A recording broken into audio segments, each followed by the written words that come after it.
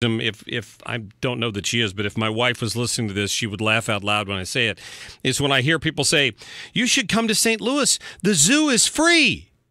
Because she knows what's coming out of my mouth next. The zoo is not free. Everybody pays for the zoo, right? Because I grew up in the Cincinnati area where if you wanted to go to the Cincinnati Zoo, I'll always remember that song from growing up, come to the Cincinnati Zoo. You have to pay like, I don't know, it's probably $25 or something to get into the Cincinnati Zoo. So it's nice that we have a zoo that we can, just anybody can stop and waltz into it, but it's not free. Nothing in life is free. Graham Renz joining me right now from the Show Me Institute, where they're taking a look at Senate Bill 49, just signed by Governor Eric Greitens earlier this week before he came to St. Louis to fight crime. How are you? I'm doing well, Mark, and yourself? I'm doing good, thank you. Yeah, so the governor just signed this bill, and what this bill does is it allows St. Louis City and county taxpayers to be asked to increase their sales taxes by an eighth of a percent to help fund the zoo. And you're absolutely right. The zoo is not free. St. Louis City and county taxpayers currently pay a property tax that goes to the zoo, the science center, all these institutions. And so what we're looking at now is potentially double taxation for the zoo to keep it supposedly free, when in reality we're just making people who already subsidize the zoo for everyone pay for it twice over. Subsidize it more. Now, it doesn't set a dollar amount, does it, for the increase? What is it? So it would generate about $25 million a year. And one of the things, I have an op-ed in the Clayton Times, if you want to go look it out, check it out. One of the things I raise in that piece is that the zoo claims it has about $100 million of infrastructure costs and deferred maintenance. That's what they need this tax increase for. But you do just the basic math, you would only need this tax for a couple years to take care of all those maintenance costs, right? $25 million a year, yeah. $100 million. But this tax isn't set to expire at any point. Ever. The zoo's budget is already a third of it's covered by taxpayers. This new tax would increase their budget by about a third. So we have not just addressing maintenance costs, deferred, infrastructure costs. We have a big ballooning of the zoo's budget, which was probably going to be permanent. So there are some things out there that aren't free. Once you're in the zoo, you have to pay to get in. What are those other sources of funding for the zoo then, if 1/3 is currently taxpayer money? So they have donations, private fundraising, that sort of thing. And then there's all sorts of user fees, like you say, when you buy a drink, when you go to certain education events. The children's zoo, some things like that, yeah, right? Things like that. If you want to ride the choo-choo train, that costs a little bit of money. So they have these three big sources of revenue. But part of the motivation for this bill, again, to address these infrastructure needs, but people say that how the zoo is funded, it's not fair. Taxpayers in the county and the city shouldn't pay for it for everybody, so we should tax other people.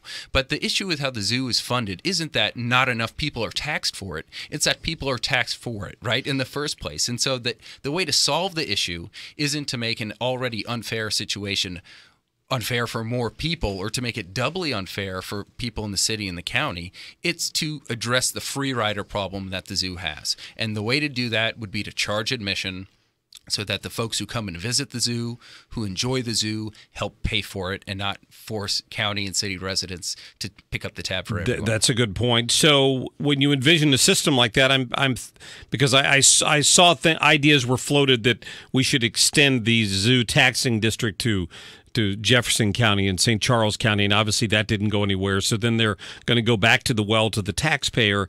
But it strikes me it would be simple enough to set up a system where you show, just like if I go to that we don't have a pool in my city, but in the neighboring pool, you get a discount if you are a resident, and if you're a non-resident, you pay more. So I don't know why they couldn't just ask for ID at the gate, and if you're a St. Louis County or a St. Louis City resident, you walk on through, and if you're not, then you pay an entry fee to get in. Absolutely. It'd be, you might stand in line for a little bit longer. Sure. But I don't think, folks, if St. Louis City and county taxpayers want to help support the zoo through their property taxes, they've made that decision, and that's fine. But to go back to taxpayers again, maybe there's some problems coming up with that. But folks in St. Charles, Jefferson, Franklin counties, they react positively to the idea of an admissions charge to help keep the zoo sustainable. But levying another tax isn't going to help keep the zoo sustainable, just like the current tax isn't sustainable right now. It's a special taxing district that includes the Science Center and some other things.